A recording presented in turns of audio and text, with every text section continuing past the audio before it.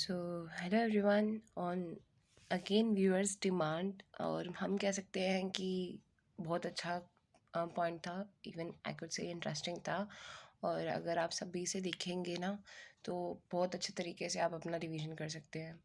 तो उनका डिमांड कुछ ऐसा था कि जो भी कॉमन हमारे पॉइंटर्स हैं, फंक्शंस हैं for all the managerial functions, whether it's planning, organising, staffing, controlling, directing, तो इन सब में हम क्या क्या कॉमन पॉइंटर्स लिख सकते हैं और क्या क्या हमारा मतलब ऐसा होना चाहिए कि क्या क्या वर्ड्स हमें सेलेक्ट करने चाहिए, तो उसके ऊपर एक वीडियो बनाऊँ। तो ये वाले जो वीडियो है ना, ये आपका एक तरीके से पूरा का पूरा ना एक निचोड़ डाल दिया है पूरे बिजनेस स्टडीज़ किया। ठीक है, तो whether it's related to the case studies में आपको हेल्प करेगा ये।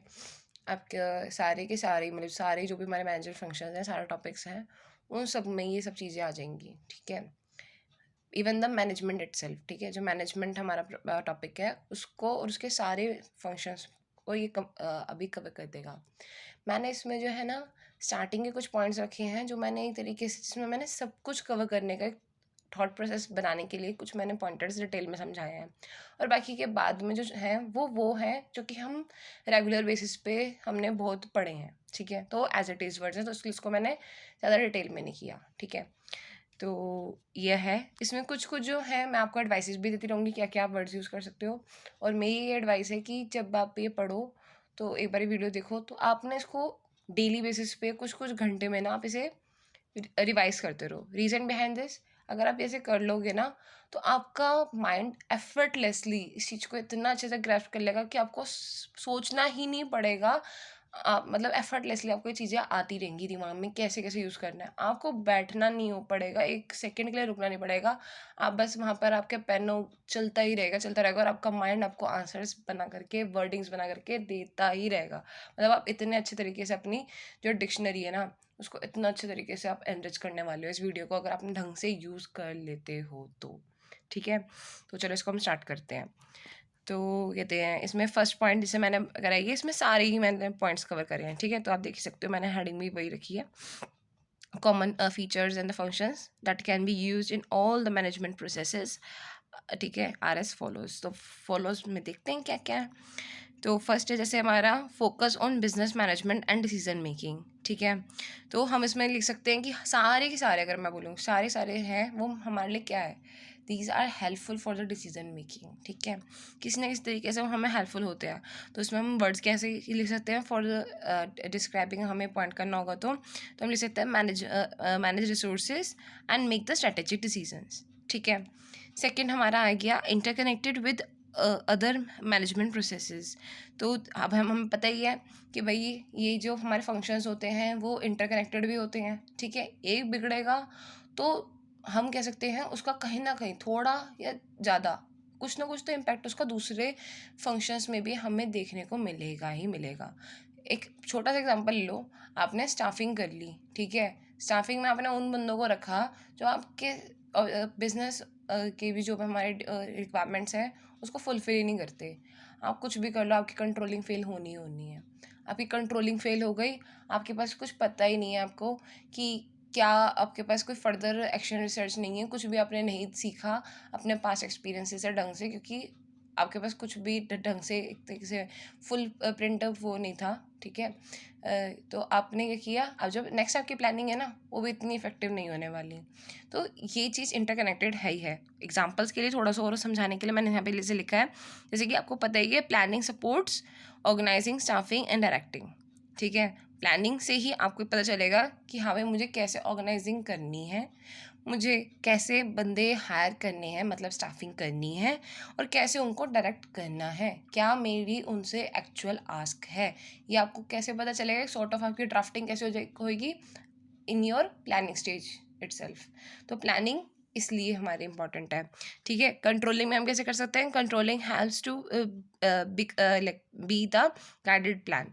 कंट्रोलिंग अगर अच्छे से होगी तो हमारी जो प्लानिंग है उस फर्दर प्लानिंग जो है वो भी अच्छे से होंगी। कंट्रोलिंग से हमें पता चल जाएगा हाँ हाँ हम कहाँ कहाँ हमारे लूप होल्स थे, कहाँ कहाँ हम अच्छा कर रहे थे, सब कुछ हम कंट्रोलिंग से ही पता करते हैं, आपको पता ही है। ठीक है, तो उसके बाद जो फर्दर मेरा नेक्स्ट प्लान बनेगा वो मैं तभी अच्छा बना सकूँगी जब मेरे पास मुझे पता होगा कि मैंने पहले कहाँ कहाँ गलतियाँ रह गई और कहाँ कहाँ जो अच्छा किया उसको और कहाँ अच्छा कर सकती हूँ। ठीक है, थर्ड पॉइंट में चलते हैं, business environment and the adaptability.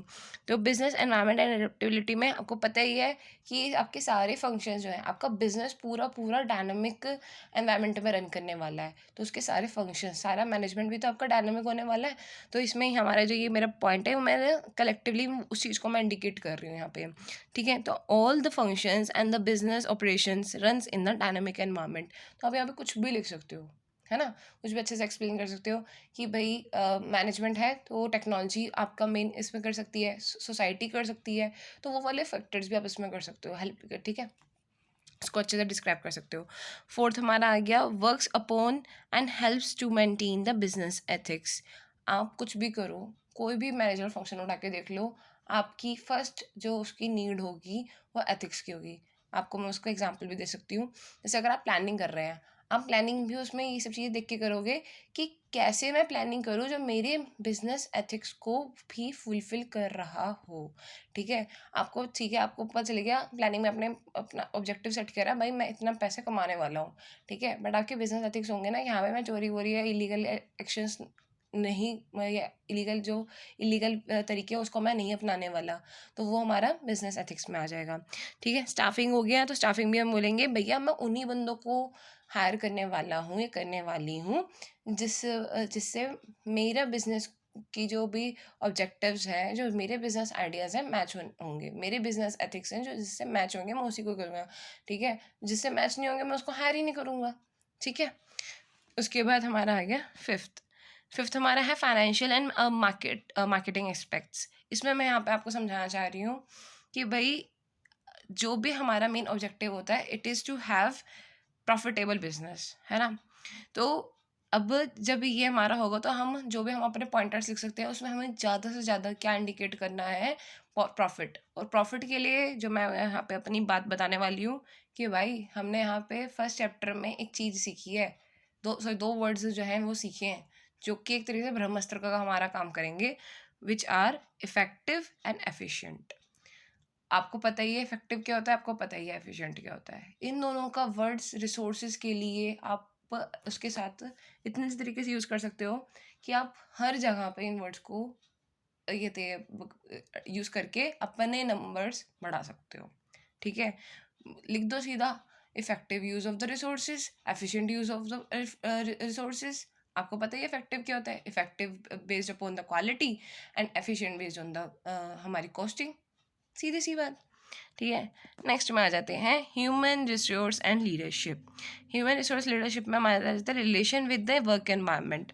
भैया आप जितना मर्जी प्लानिंग कर लो, सब कुछ अच्छा कर लो, अगर आपने स्टाफिंग में ही कुछ गड़बड़ कर दी ना, तो आपके सब कुछ चीज़ें जो हैं बिगड़ने वाली हैं। ठीक है, या आपने स्टाफिंग अच्छी कर ली बट आपने प्लानिंग ऐसी करी जिसमें आपने अपने एम्प्लॉयज़ का कंसिडरेशन नहीं किया ना, तो भाई आप बढ़िया से बढ़िया बंदे ला के रख लो, अगर उन्होंने आपकी प्लानिंग को सपोर्ट नहीं किया और अगर उनको प्लानिंग से कुछ भी कन्फ्लिक्ट्स रहे, तो आपका बिजनेस चौपट होने वाला है।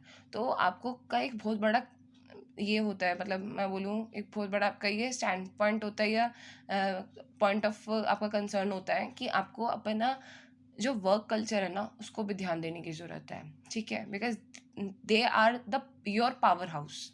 ठीक है, वही आपका मेन प्रोडक्शन करके देंगे, वही आपका ऑपरेशन करके देंगे, वही अगर अच्छा से नहीं मैनेज होंगे, सारे हमारे मैनेजर फंक्शन अगर उनके साथ अलाइंड नहीं होंगे, so that would be problematic for you. और अगर अलाइंड कर गए तो बल्ले बल्ले।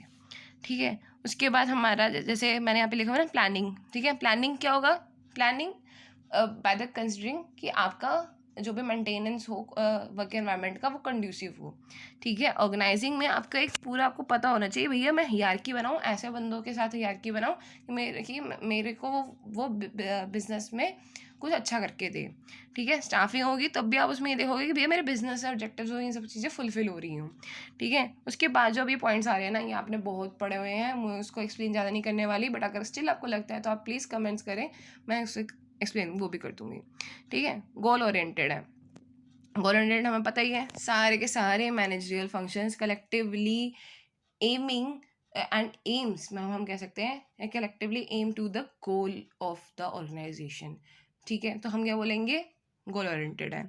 यूनिवर्सल एप्लीकेशन है, जहाँ प्लानिंग होगी वहाँ आपको ऑर्गेनाइजिंग भी करनी पड़ेगी, स्टाफिंग भी करनी पड़ेगी, डायरेक्टिंग भी करनी पड़ेगी, कंट्रोलिंग भी करनी पड़ेगी, सब कुछ करना पड़ेगा आपको, कुछ नहीं आप स्किप कर सकते। ठीक है, कॉन्टिन्यूस प्रोसेस है। डिसीजन मेकिंग इन सेंट्रल, ठीक है भैया, decision making is very needed, ठीक है, हर चीज़ में आपको करनी पड़ती है।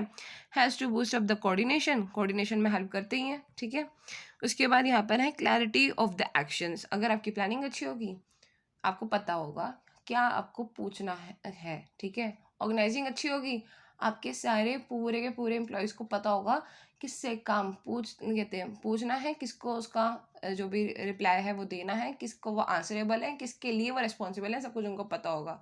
ठीक है, उसके बाद स्टाफिंग होगी, उनको पता होगा कि हाँ भाई मेरी आस्क क्या थी, तो मुझे कैसे बंदे हायर करने हैं, क्लैरिटी है मेरे को हर चीज़